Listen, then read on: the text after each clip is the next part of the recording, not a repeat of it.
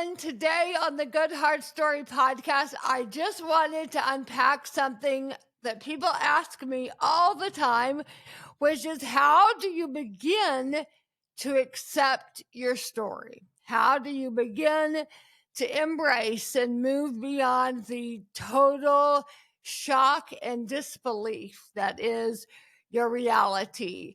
I know I have referred to some and will be referring to much more. My new book, written with Alex Wolf, Treasures in the Dark, that comes out this April. Please pre-order. Link in show notes.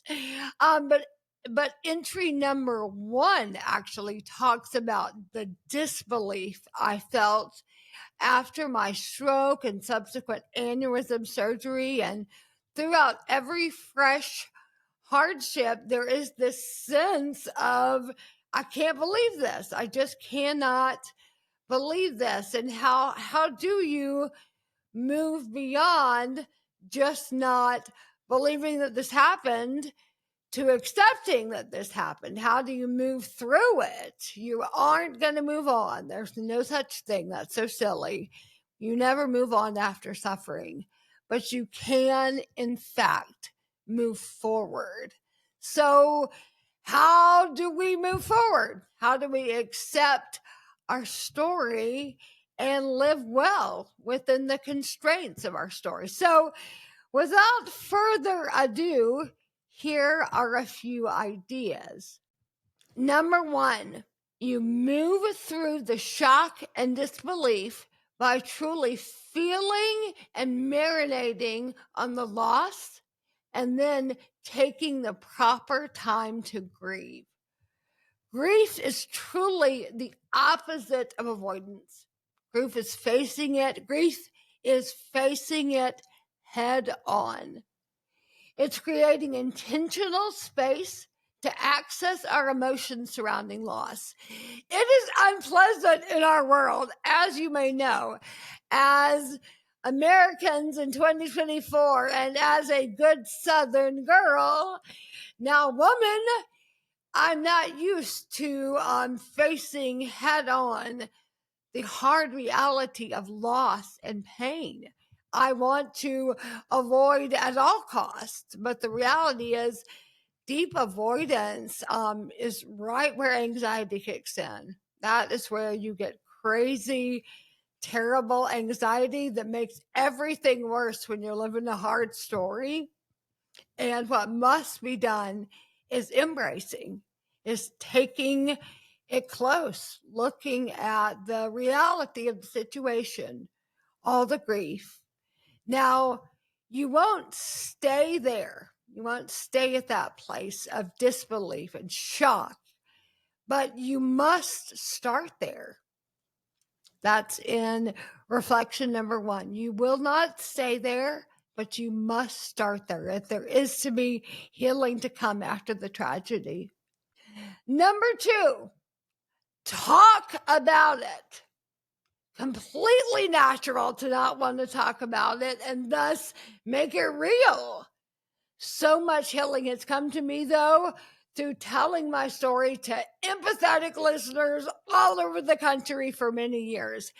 I mean it, y'all. I think I have received so much healing by telling my story to anybody that'll listen.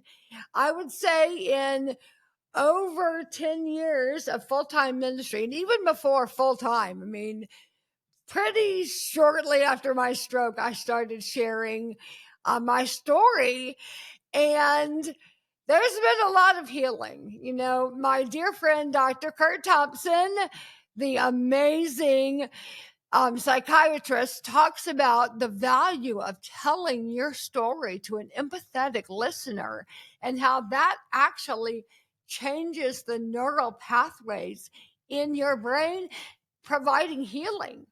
So talking about the trauma that you've experienced changes how you feel about the trauma that you've experienced. It's a deep, beautiful truth that when we are sharing our story, we are healing our brains And what we are doing is we are being cathartic. We are like, I mean, I don't know how many of you have experienced firsthand the value of therapy, but whoa, just talking, just being forced to face it and talk about it and look somebody in the eye and share what's on your heart is powerful. It changes how you feel about your circumstances. I believe it truly can help you accept your story. Number 3, celebrate the process and not the outcome. I'm a big believer in this. If I was waiting to celebrate life for when everything was back to quote unquote normal, I might just be waiting forever till heaven. The reality is, I'm not. I'm celebrating right now every little milestone, every little moment. Nothing is not worth celebrating in a hard story.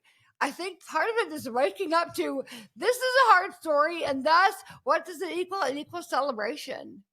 The reality is that we all are taught to celebrate at the end of anything and everything in our lives. We celebrate when the baby's born. We celebrate when the graduation happens. We celebrate the job promotion.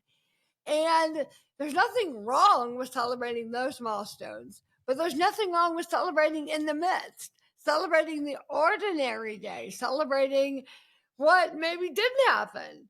You know, I have been struck for many years by a dear friend whose father got a cancer diagnosis and came home, and their family's response was to have a party, was to invite their friends over, to quote unquote celebrate. Celebrate isn't exactly the right word, but to bear it together with joy and to say, you know, I have a cancer diagnosis, but that does not get the final word here. And we're going to celebrate God's presence in the midst of it, his power. We're going to celebrate in the midst of the storm. And that's so otherworldly and so beautiful. And I want to apply it to my life every day. And I do think that that truly changes how you feel about your story. Number 4, recognize you are on an assignment in this life. You have been assigned your story and called to it for a specific purpose. Guys, this has tremendously changed my understanding of everything post-stroke. I'm called to this. I'm living on assignment, called to this story for some reason that I do not fully understand. This is it. This is what God has for my life. So I'm going to live it really well. Ephesians 4:1 says that we are called to live a life worthy of the calling that we've received. I get to say it's my calling and I'm going to live it really well. And that can be incredibly painful right in the moment of deep grief and loss. But in time, I do think that is part of healing, moving forward, accepting what's happened, is knowing that it's part of an assignment on earth. Number 5, cultivate habitual gratitude for what remains in your story. This has become such a rhythm for me, and I cannot stress this one enough. Cultivate habitual gratitude. I have a lot of rhythms in my life currently that keep me very, very grateful. As I've talked about on here, no doubt every morning on the way to school, I have an app on my phone and I make the boys and Joey and I each go around and say something we're grateful for. And at night when I go to bed, after lights out, head on the pillow in my head, I simply say some things I'm grateful for to God. Just talk about what's awesome in my life, what I love. And I think, and there's many others that are truly constantly shifting the narrative, changing my perspective, keeping me at a place of just gratitude for what is in the story. It's really hard to look outside when you're so busy enjoying what's here, you know? It's a beautiful truth. The grass may be greener over there, but it's greener because they're watering it. They're tending it. Your grass is brown and dying because all you're doing is looking over there. Get busy making your grass beautiful. It's a powerful truth. I love the thought that every one of us have the opportunity to rise up. We have capacity for courage, people. Don't think that we don't. Because of Jesus in our stories, we do have capacity for hard things we didn't think we could do. You know, I guarantee you, if you would have asked 10-year-old Katherine Arnold if she would have a massive stroke, nearly die, become severely disabled afterwards, live in a fully disabled body, never drive again, never walk normally, blah, blah, blah, blah, blah, I probably would have said, nope, not up for it. Can't do it. Definitely don't think I could live that way. And yet here I am. And I think that's true for all of us. We find ourselves in very different places than we thought we would be, but maybe there's a way we can live really well right there. I think so much of all of our stories is about reconciling those expectations of, well, I thought it was going to be this way, but it's not. And I want it to be that way. But to recognize, and this is a huge key, that we can, in fact, expect more of God and less of this world. And when we do that, when we are recognizing God can do abundantly more than we can ask, think, imagine, and at the same time, we live in a very broken, fallen world. Horrible things are happening. John 16:33 is true, that in this world, we will have trouble. We know it's coming. So we can flip our expectations and recognize that God can do anything and do anything through me on earth right now. And yet this is earth. It's a fallen, messed up place where horrible things do happen. When we can live with that tension, I think it can totally change how we feel about our stories, because ultimately that is what we want to do, isn't it? We want to change how we feel about the story because we feel so sad. Understandably, we feel so crushed by our stories, our sad, hard stories. And there is a place for that, a place for the grief of the loss. And yet there is an opportunity in much time, many times, to think differently about the story, which brings me to the bonus of this episode. So number 6, or the bonus, which is you get to make the decision to love it. Guys, it is so powerful. Nobody else gets to decide how you feel about your story. You get to make the decision to love it. When we were moving from Los Angeles to Atlanta, I decided I'm going to love Atlanta. I have loved Los Angeles. We have amazing friends, amazing community, wonderful, all the things, church, school, life. It was awesome. We lived in Culver City, which is in the heart of Los Angeles. It's this food mecca, which I love. It's tons going on. And it was amazing. It was like, people call where we lived Disney World for adults. And it kind of was. And yet I went ahead and decided, no matter what Atlanta is like, I am going to absolutely love it there.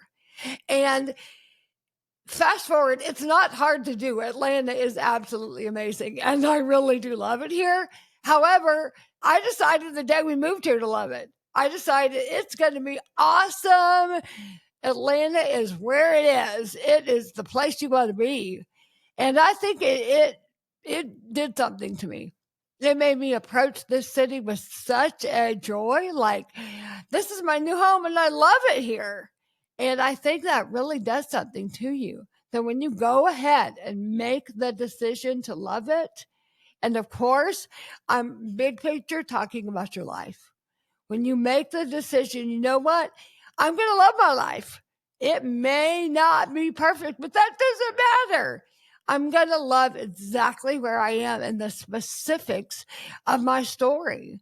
You know, I love the truth of Psalm 16:6 that the boundary lines have fallen in pleasant places. That somehow this little thing, this is awesome. This is my spot, and I love this spot. There's so many good things here. There's hard things here.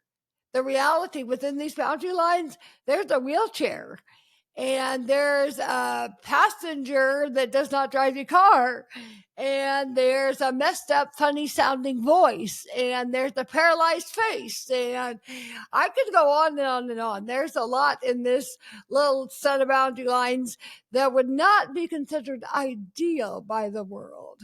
However, also in these boundary lines, my amazing children, my incredible husband, and true army of devoted friends and family and just so much beauty. My life, my work, my everything, hope heals. It's all in these boundary lines. So I can look objectively and love this stuff and love it really well. And I've heard it said before that if you hug something long enough, you end up loving it. Hug it till you love it. It's kind of a thing. I actually am a big subscriber of that. Hug something long enough and you end up loving it. I don't know how many of you have ever read the Tim Keller Meaning of Marriage book. It's been super informative to my life. And he talks in that book about that very thing, like look at something long enough, gaze upon it lovingly, and the love comes. And yes, of course, he's talking about a spouse, but it's relevant to all of our stories in our lives. Gaze upon it with loving eyes and love what is in the story. So that's my bonus to you, friends. I hope this was helpful in accepting your story. I know it's kind of a quick little few takeaways, but maybe that's what we all need. Just a little encouragement to keep going, go further in, go harder into the beautiful thing that God is doing. The reality is that how it feels in the first few moments or days or weeks or months or years, and it can be years. It took me 5 years to come out of a cycle of feeling underwater after the stroke, a series of surgeries and complications and more surgeries and a broken leg and an aneurysm removal and just dealing with life in this new body that doesn't work. And just 5 years really of total hell, I'll be honest. And that wasn't too long. You know, somebody else may take 2 years, somebody may take 10 years. The time is completely irrelevant. But I will say, after those first 5 years, something did shift. And I was ready to re-engage the world. And that is my prayer for you, sweet friend. In your story, whatever it looks like, whether you are dealing with the loss of a husband who left or the loss of a baby born with a rare genetic condition, or if you are facing not a dollar in the bank, whatever your journey today, may you live well right where you are. May you allow yourself to feel disbelief and shock that this is your story. And may you grieve that. And then when the time is right, may you emerge from the rubble and live into who God is calling you to be right where you are. And may you thrive there. May you end up looking at the broken pieces of your life and recognize, oh, wait, this is some really good pieces making one really amazing person. And that is my prayer for you and for me. God bless you in this journey, sweet friend.